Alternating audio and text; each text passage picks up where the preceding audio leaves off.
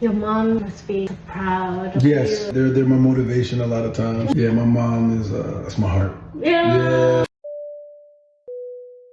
Okay, here's my message to men. I understand what many of you are experiencing right now. You live in a time where women are requiring you to be the kind of man that your father was not, your grandfather, your uncle. Most other men who are older than you, they did not have to do or be many of the things that you are now being asked to do, and you believe that is unfair and you're upset. Victor! Do you want me to cook Japanese food? Yes, I do. Thank you! Thanks for making this like your first stop in America. You're lucky. Yes. Cook. Come on in. Because of this, many of you in the year 2024 want to go back to the past. You want the ease that you believed your father and grandfather had.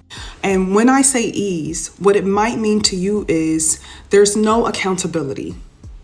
If you want to abuse your woman, if you want to financially abuse her, if you want to cheat on her, what you want to have in your world for some of you is the ability to do whatever you want, and the woman must stay in your life and do things that benefit you, but you do not care about her well-being or her joy for life. Yes, I do. Thank you! And now you're pissed because how do you get what you want? And you really just need these women to shut up. So I'm gonna hold your hand when I say this. Most women are not going back.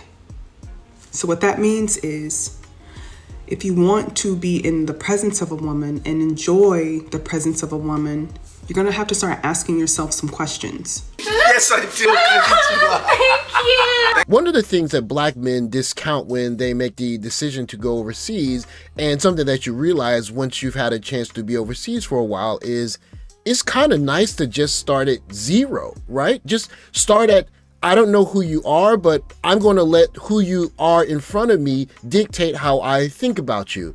And when you portray yourself as a very nice, warm, engaging person, people will be reciprocal. You can see that in this interaction between Michael B. Jordan and KimonoMom. But understand that within this entire universe, which is constantly expanding, that means that things are constantly evolving or moving to another state of being. That is what is happening here now with women. We are moving to another state of being. And many of us will not go back easily. Victor! Do you want me to cook Japanese food? Yes, I do. Thank you! Thanks for making this like your first stop in America. You're lucky. Yes. Cook. Come on in.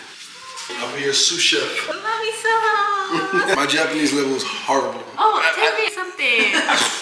I'm learning from scratch. If you followed me for long enough, you know that I'm a proponent for black men who choose to go overseas to invest in learning the language because, well, first of all, you're going to have a fundamental, better overall experience if you do that.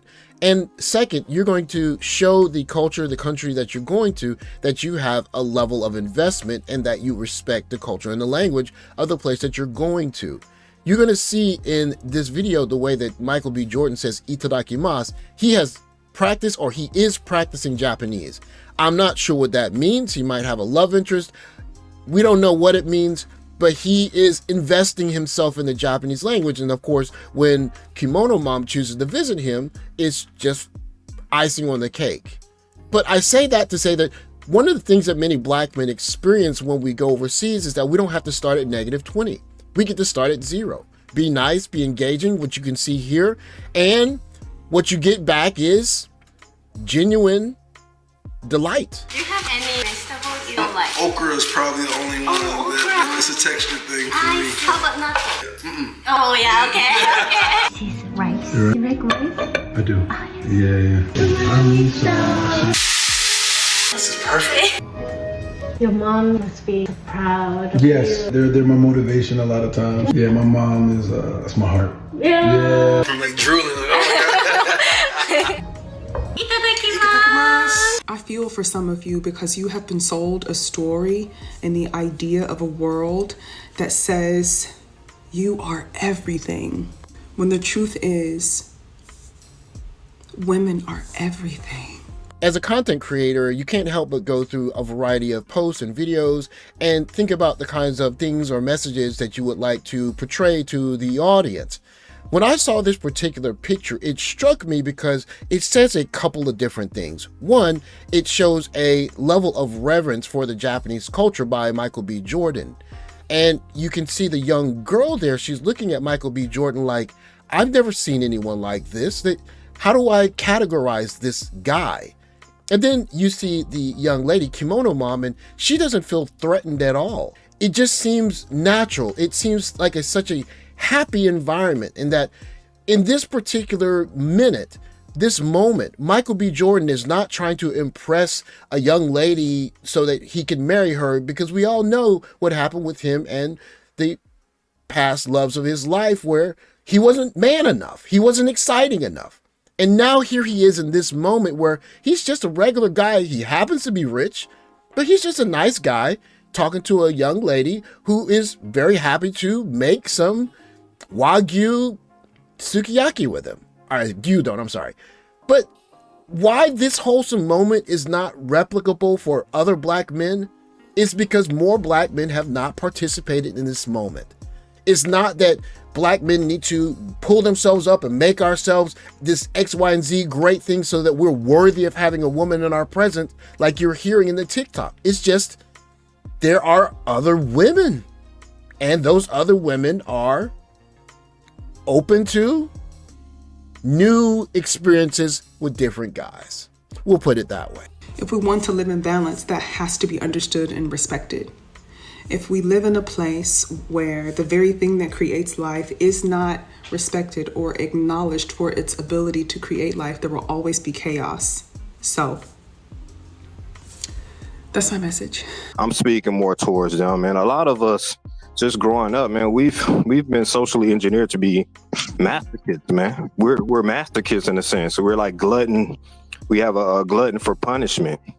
You know what I'm saying? We've been around this gynocentric, matriarchal environment where I've seen black men, grown black men. I'm not talking like they have a yearning for the sassy black woman. They have a yearning for a woman to cuss them out. Shout out to the Roger Report. Many times late at night, around midnight, when I'm getting ready to go to bed and I'm going over either my Chinese language notes or note cards, or I'm doing some of my cloud homework, shout out to Theo Waff and Ninja Person, I'm listening to the Roger Report before I get ready to go to sleep. And they have really good conversations, or should I say he has. So salute to Roger for the conversation that he's having daily on his channel. When I heard this gentleman, Jado, go into his introductory 2 minutes, which was probably about 3 or 4 minutes, he was spitting hotness. And I think it is only fair to him and to Roger Report that I could make sure that this particular part of what he was saying gets out and gets some oxygen, because it is so apropos to the black male experience for guys going overseas, because we come from a place where, again, we're starting from -0, and we forget that when we go overseas. They have a yearning for the sassy black woman. They have a yearning for a woman to cuss them out or be abusive, maybe even physical violence. They have a yearning for that, and when they don't have that, they feel out of place. You know what I'm saying? And I'm not speaking as if I'm not involved in this. Like, I had to look at this too. You know what I'm saying? I've had a couple of long relationships outside of my race, man.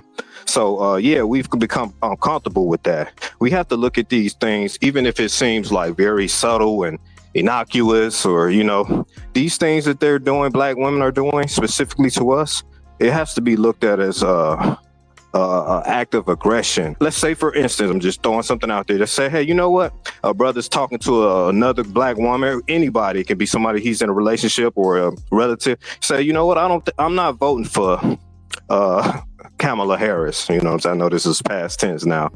And they pop their lip at you, or they scrunch their face up at you, or they say something. That's an act of aggression, man. What's so beautiful about the conversation that Jado is having is that he's showing a level of self-awareness that he probably would not have had if he had not tried dating different cultures of women. And one of the things that he has noticed is that there is a way that he has trained himself, and it's something that as Black men, we all kind of do, to, as you can see in this video, tolerate certain things or assume a kind of posture that is very non-threatening. You could see that in this particular video, KimonoMom feels no threatening energy at all from Michael B. Jordan, and Michael Jordan is not threatening at all. And it's probably a muscle that he's been practicing for a very long time. And what comes with that is a kind of apologeticness about our presence. And so instead of starting at 0, we start at -20, and we're trying to prove that we belong and that we should be someone that is amenable to the people around us so that we have the opportunity at the chance of love. Instead of saying, hey, look, I'm a good guy, I'm here, I'm not apologizing for the guy I am, and that being not just enough, but more than enough. And instead of getting used to that, there are many Black men, as you can hear Jado speak of, that are looking to be kind of sort of punished. Because if you don't think you have value, then being punished seems familiar. And we don't need to be putting up with that. So I'm saying that is, we've become so comfortable with the small things all the way up to the big things where they're making videos saying, they hate Black men or whatever. But we have to look at even those small things. If she's wearing something that you don't approve of, let's say we talk about these eyelashes or whatever. She's wearing that and you say, hey, I don't think you should be wearing it. I don't like that. And she puts it on anyway. That's an act of aggression. She doesn't like you. That's hatred. So we have to be treating that stuff, I don't care, to the subtlest things all the way up to the big things. So her cussing you out, trying to you all the way up, everything in between.